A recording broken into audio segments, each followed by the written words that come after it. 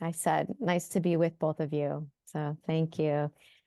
And I'm not sure, after the questions that have already been asked, I'm not even sure I have a specific question. We'll see where it goes. One piece, and I feel like I keep hearing this from both of you, is a lot of refinement and teasing apart different aspects of things. And I think for me, sometimes in my body and my experience, things can get all glommed together.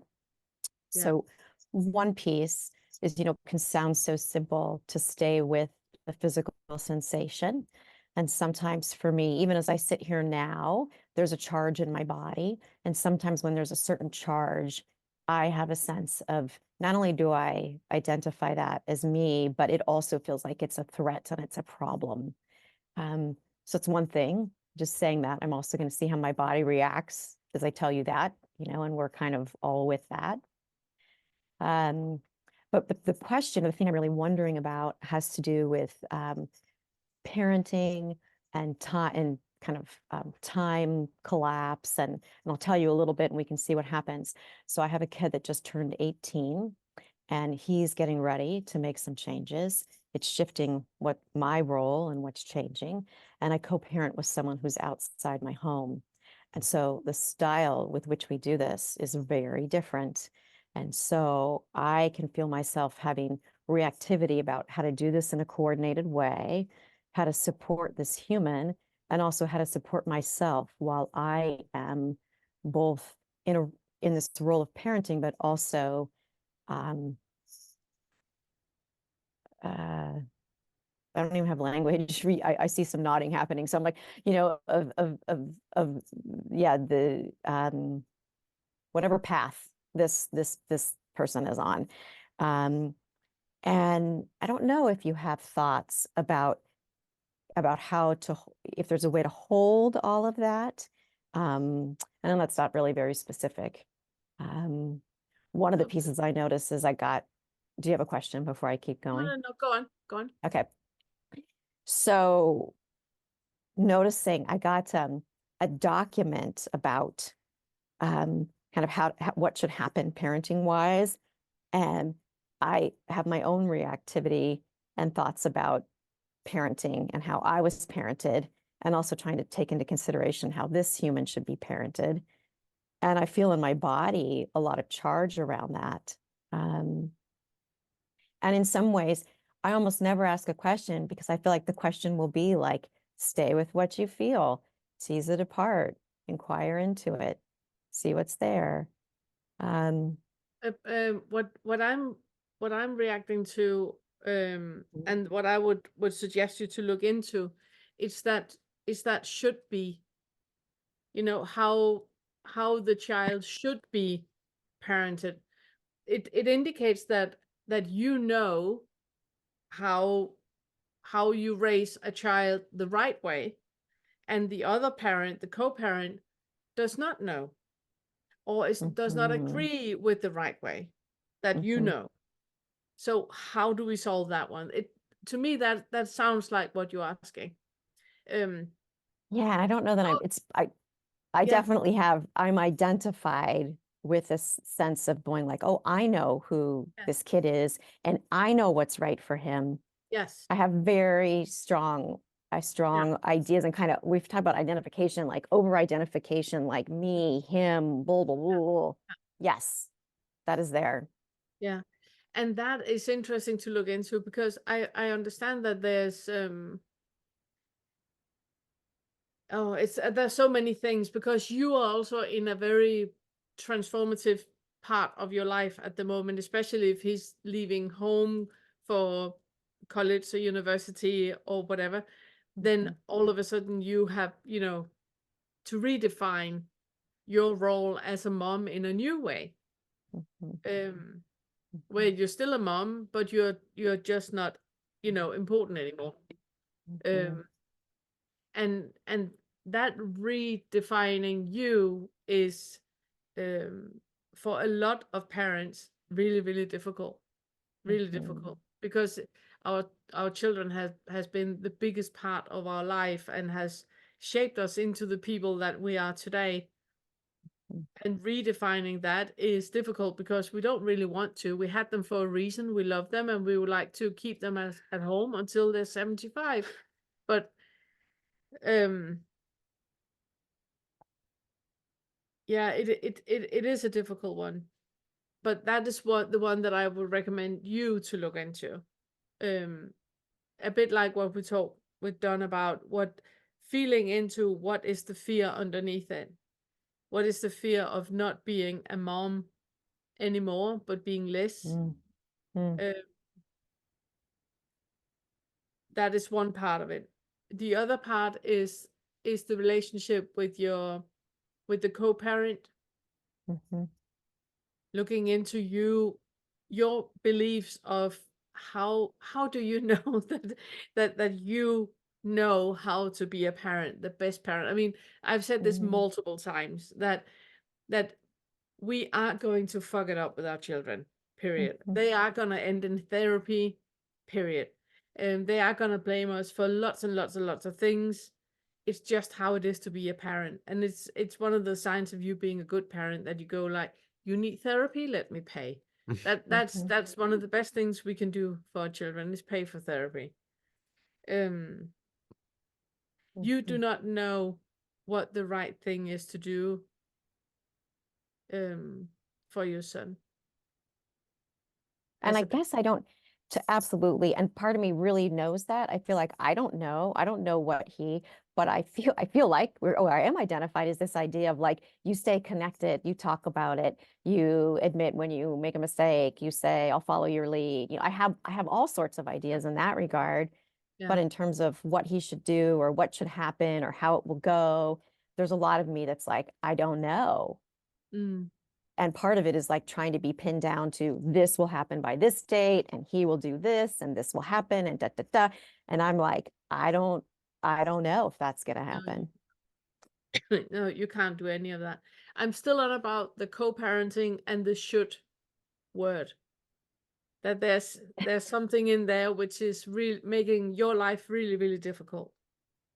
Yeah, and And so we're talking about other stuff instead of that I keep bringing up. And I also uh, respect you, you know, talking about other stuff instead of that because it can be a very, very sore spot and having even that. the part about like who will I be with him No, no, you launching? can't. No, you said that you received a document that was about how you should be a parent or how the other co-parent should be a co-parent.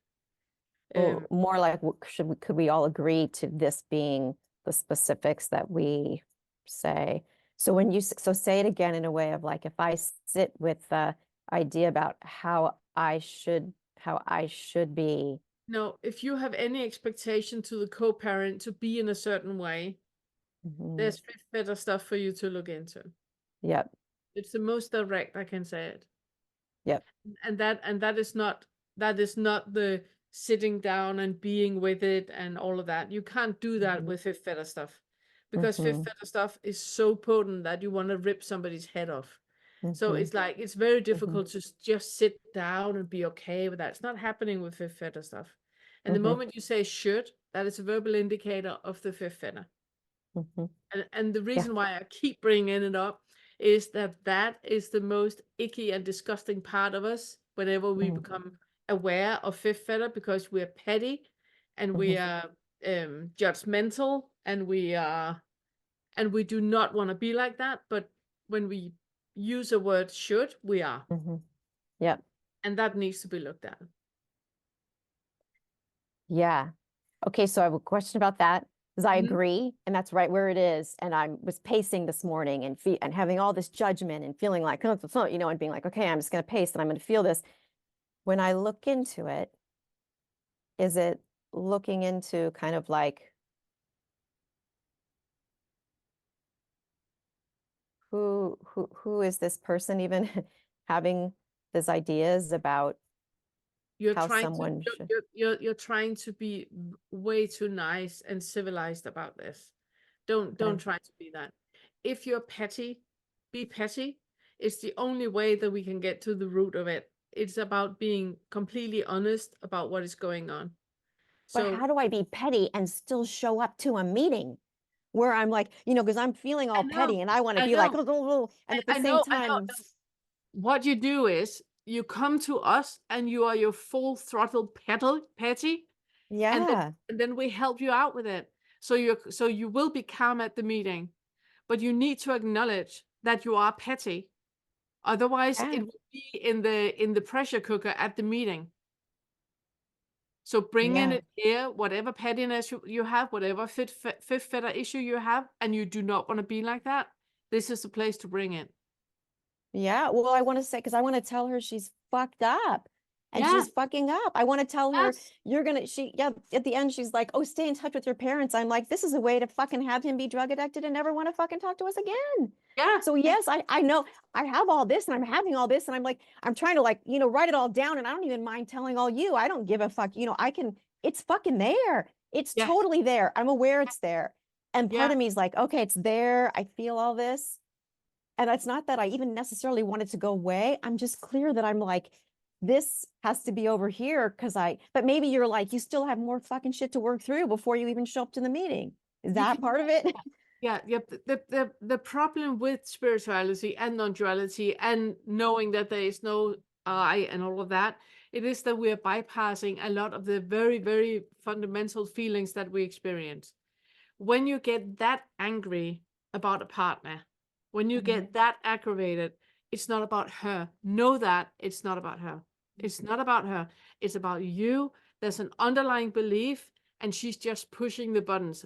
She's your Yeah, ex. She knows how to totally. fucking push the buttons, you know? Well, I don't even know that it's her. I don't even know that she's trying to push my button. She has her own thing. But absolutely. It's like, can I be how I am? Am I responsible? Will he be a responsible person? Yes. How does anybody know? Am I doing it right? What was it like when I was raised, right? Yeah, What my parents did to exactly. me. It's all a fucking cascading. It's all Yes. there. Yes. And all of that needs to come to the surface. Because if you put anything into a pressure cooker, it will explode when it's not convenient. And Right. So I'm that is why we put so much emphasis into working with the fifth feather. Because all of that ickiness, all of that disgusted, where it's just like you are the most, judgmental, petty Karen person on the planet. You need to Mhm, bring that. You really need to look at it. You not look at it, but allow yourself to be that, and then do increase. I can recommend the way that Todd and Kevin and Christian is doing it, because it's really, really good. It's where you have non-reactivity here on one side, you have overreactivity here on the other side, and mhm. then you place yourself right in the middle, right in the gap, and look at that overreactivity and start to dissolve it. Todd, he's amazing at it. Do Mm, you want to do that one now? Well, I was kind of curious. I mean, it can take a while, but what I was curious about is what is an actual example of something which, well, first of all, how is the reactivity showing up when you are having these reactive episodes? And then also, like a specific of what the specific trigger is that created. I know we've just had In the this. document, what was Yeah, it exactly that exactly. pissed yeah. you off? Yeah. Oh yeah. I can tell you all. There's a lot. The thing that's the hardest is the charge in my body. So I feel the reactivity as a charge, and it can Yes. feel like this internal volcano, like, oh, Yes. mother, Yes. what Yes. the fuck? So Yeah. that is what is Yes. most challenging, and building up my capacity to stay with that and still, be talking to you and do whatever it is. The the fact that it's like an HR agreement, and it's like a not a human, but like a, you know, and um and I also know from my own upbringing this idea of who does it fit the person, who the person is versus how you want the person to be. And I have my own, herd around ideas about how I was molded to be something I wasn't, because that's what, and really feeling like, oh, fuck, I don't want to fucking do that to another human on the planet. So I'm feeling into, does that describe it? Yeah, I would say though, a lot of this does come back to you and your upbringing Mm, that feels, like you just said, you experience this thing and you don't want him to experience the same sort of thing. mhm, So there's this projected idea, first of all, that he will experience the same thing even under the same circumstances. You know, there's an idea that Mhm. that he is going to have an identical experience and reaction to a even somewhat similar sort of situation, Well, let which me clarify that. I am clear. That's not my worry more is less. He's fine. He's gonna be fine. And I can see the places where I've confused because it's not really, I can see he has heard about it, but it's not like me. It's not. But I guess I'm this piece about somehow I'm supposed to be different or somehow submit to her plan for this, or I'm not doing my due diligence. So I feel less concerned about him. That's part of the relief for me. I'm like, oh, he's 18 and I feel less concerned about him and it's going to be okay for him. But navigating this, I have thoughts or ideas about navigating it well, having integrity, blah, blah, blah, blah, blah. because Yeah. this comes back to her criticism of you Yes. and how Yep. she sees you. And Yep. the question is, as we always turn it around in the bubble of reality, do Mhm. you also share her same criticisms about you? Is she right? Yeah. There's a piece like there are some pieces like Mhm. there's a lot where I'm like, oh, it's not quite right about that. But the idea of like fiscal responsibility and how to support a person to be fiscally responsible, there's some pieces that are, yeah. But the spirit of it, I'll be like, I'm not doubting those pieces because I'm like, yeah, we need to have some of this, but the spirit is the part that I get really distressed around. Is And like, yeah, Oh, go ahead. yeah, and the yeah. spirit of it is that is you attaching a meaning to something that is not there. It is poking you in a place where you read something between the lines, where somebody else is not reading that between the lines, and that is the part to be curious about, because that is telling something about your underlying belief that is only in you, not in anyone else. Is Yeah. it? Because I'm like, I feel like other people would be like, yeah, I'm like, is it? Or Well, is it just that the people I know would be, some people would, so but because they have a similar underlying starting point. You know, there are also a Yeah. handful of people who are going to go, I have no idea what you're getting all uptight about. You know, see yeah, no problem here at all. yep, And those are people who don't come from that same starting point. yeah, And also when you say, is it just the people that I speak with that really see the issue in this? But probably because we tend to surround ourselves with right. people With that the have the people same who agree. starting point as we do. Yeah. So Yep. so it's really about where you feel that is that tone in it that just pisses you off. That's your Mhm. ears. The ears are attached to you. You hear something which is not there. Yep. But it's poking on something what is relevant for you to look into because it's part of your underlying belief and part of your starting point. Yep. Okay. Thank you.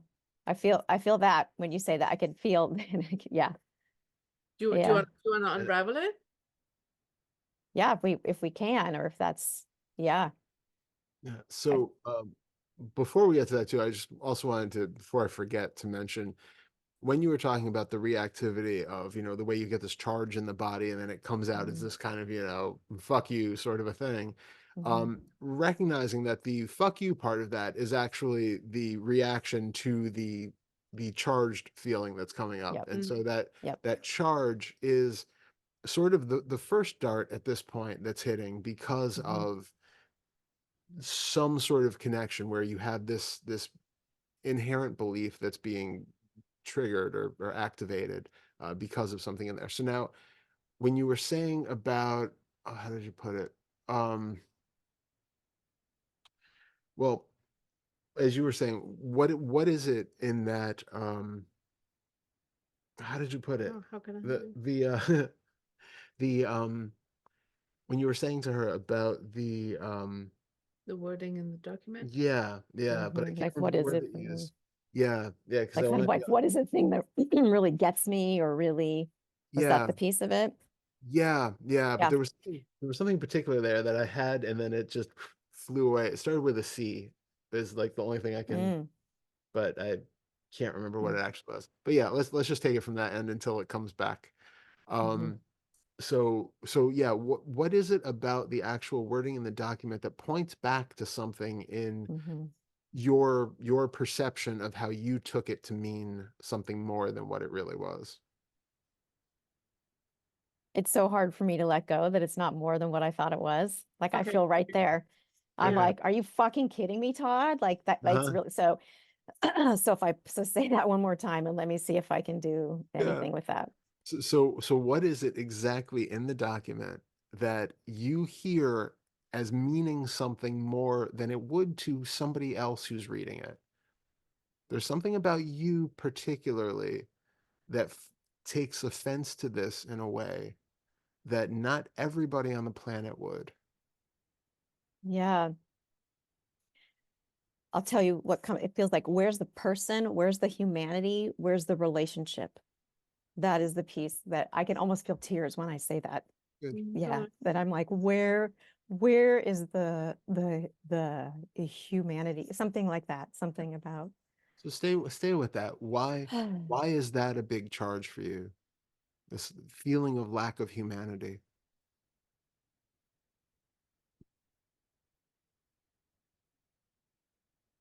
no, there's something about existence, like nobody else existing.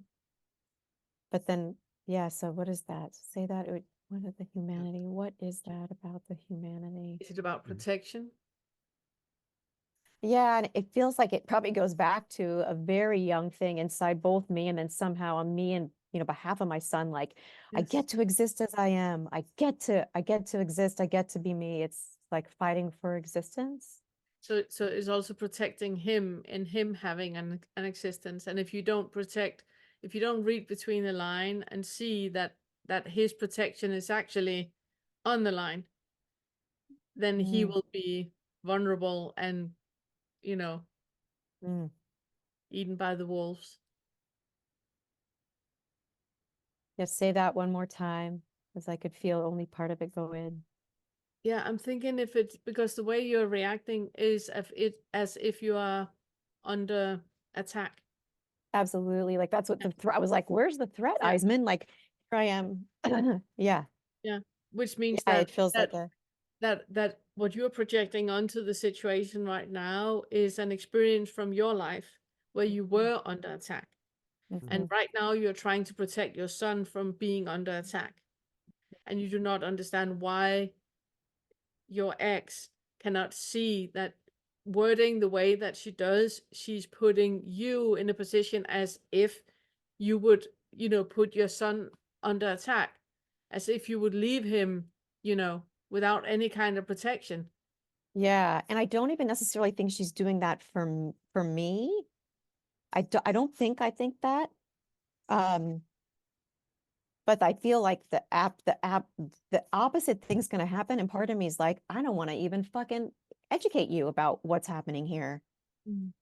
Because the very thing you think you say, stay in touch, he's gonna be like, screw you. Why would he want to stay in touch with you with it? So but there's something, right? There's something where I can tell it's like, oh, it's me, and that there isn't a threat, but I'm like, I feel like there is. Um, May I ask just to clarify, is it about her writing that he is in the document now legally bound to be in touch with her like once a week or something like that? Is that what is yeah. pissing you off? N- Um, I'll tell when you say that's helpful to have you say that, it feels to me there are kind of four parents working on this. And I think her thought is she'll write this document, maybe we'll adjust or whatever, but all four of us will sign it and hand it to him. And I have no interest in handing him a document No. and signing. And so there's a part of me that's almost like terrified. Is that okay?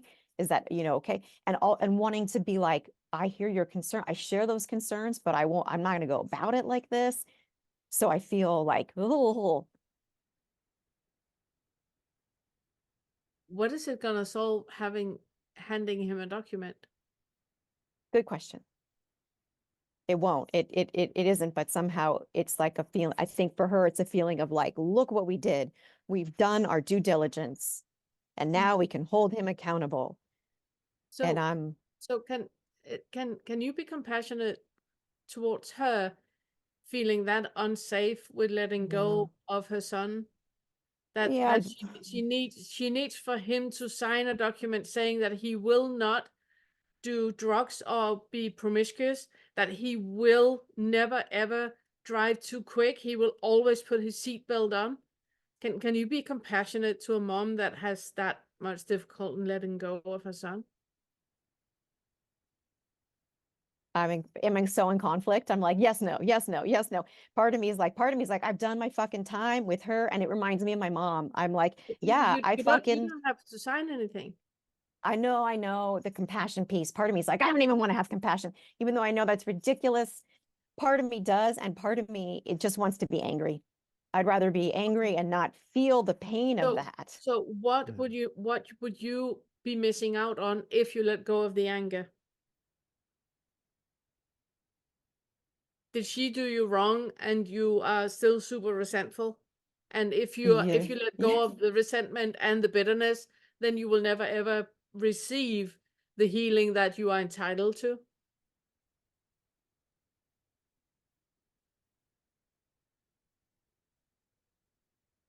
I just feel it. I feel that at the top of my stomach. I'm not even sure how to say words about It's what. okay. It's You okay. don't have to. Breathe Yeah. into it. Breathe into the top of Yeah. the stomach. Breathe into it. It's okay. It's okay to be petty and resentful and bitter and hurt. It's okay. You can be that as much as you want. Yeah, And as long as you want. It doesn't That's need what to I go feel away. like.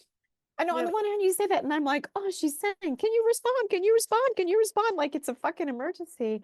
Yeah, I feel it's It very is to hard for me to her. let go. Yeah. I It's a know it is. it's an It's her. emergency to her. Yeah. I know. And one of the ways you can keep punishing her is by not signing. Well, no, that's not what I'm doing. She asked me to I respond, and know, I've I know, responded. I I really know, don't want to punish her. I really, honestly, I I'm trying know. hard not to. So I'm trying to be like, Liz, you're such a good girl. You're such a good girl. yes, I fucking am. Yes, you fucking are. It's okay to be bitter and resentful and feel entitled and be angry and all of that as well. Yeah, I'm all It's of not, that. you're all of that, and it's completely fine. And you can be, compassionate and fucking resentful at the same time. It's not an either or, you know? You can be all that at the same time. There's nothing that needs to go away, nothing needs to change or anything. Be as bitter and resentful as you need to. Allow yourself to be that. You do not need to be a good girl and let go of everything because we're also fucking spiritual liberated. Allow yourself to be what you are. It's fine. It's fine. And then you can have compassion to her struggling, letting go of her son and Yeah. needing to control him. Yeah, I could hear even when I just texted and said that I read the document, Yeah. I could tell there was so much relief from her, like, oh, thank God, like now can Yeah. we meet? And Yeah. it's like feeling like, oh, you have this urgency. I don't want to have to respond to your urgency because I have my own fucking feelings, Yes. Yes. But yet I'm also like, yeah, she's feeling desperate. Yeah. She's afraid. Yeah.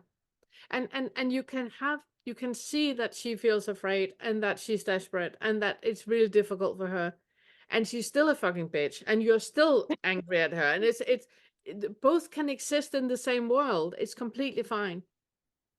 It's not one Yeah. or the other. You can be compassionate and never want to speak with her again, never want to see her face again because she's horrendous.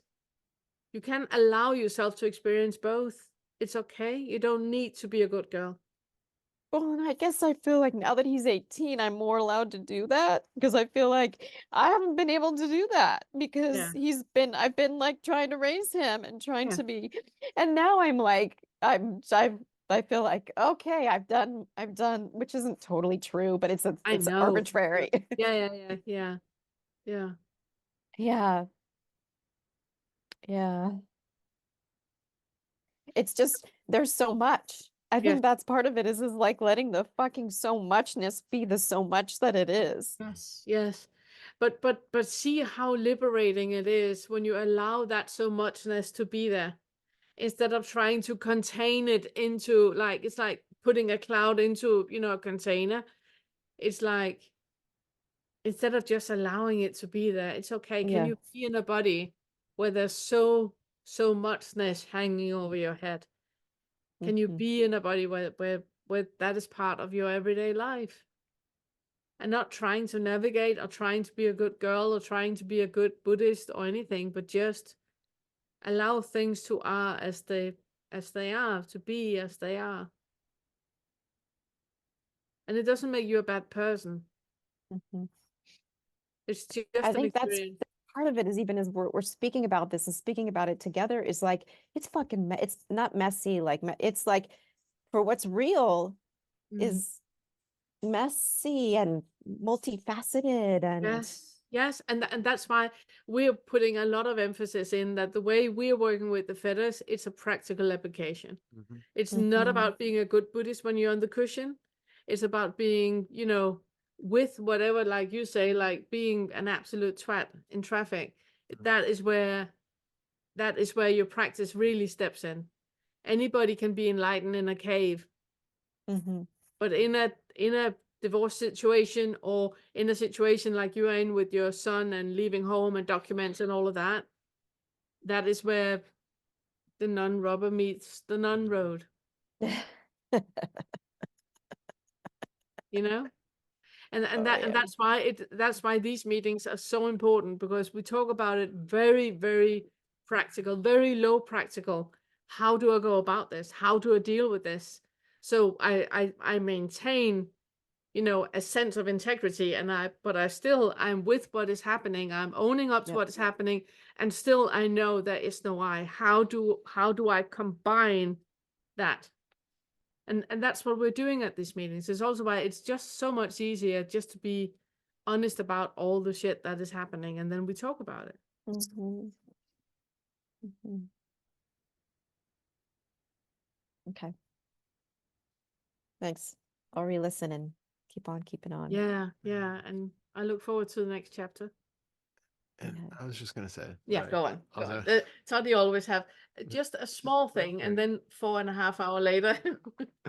No, just when you are in that situation to begin with, where you first start to feel that little bit of a charge, Mhm. what I'd love for you to do is to, before it becomes a full-blown fuck you fest where you have to like just explode because it's so charged and so intense, recognize the glimmers of it starting. So if you have just that hint of like, where's the humanity kind of feeling, and you immediately start to feel that tension and that contraction and that choked upness and all of that, Mhm. just pause it there.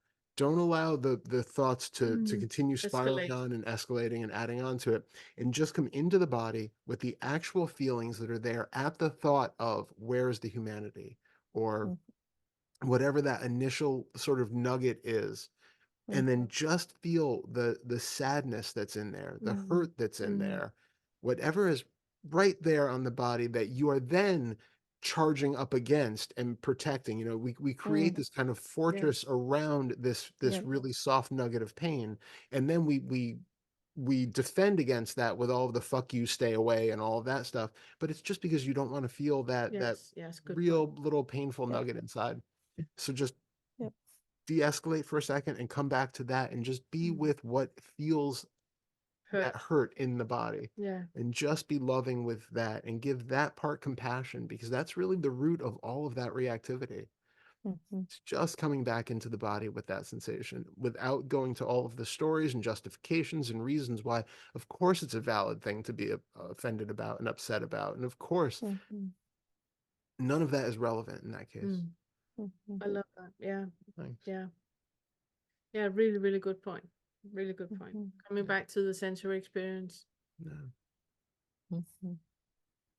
And then see what it's like in that moment, because you might recognize that it hurts for a second. You'll feel that sadness, that scared, trapped little girl, whatever is in there, however it shows up, and then notice the immediate push away from that, if there's any sort of resistance that comes up, so that maybe it doesn't stop right then, but you start to get used to that feeling and that pattern, so that you can recognize it more in the moment, that like, oh, something happened, I feel that glimmer of and that wanting to cry, and then Mhm. immediately the force field goes up, and then I become angry about it.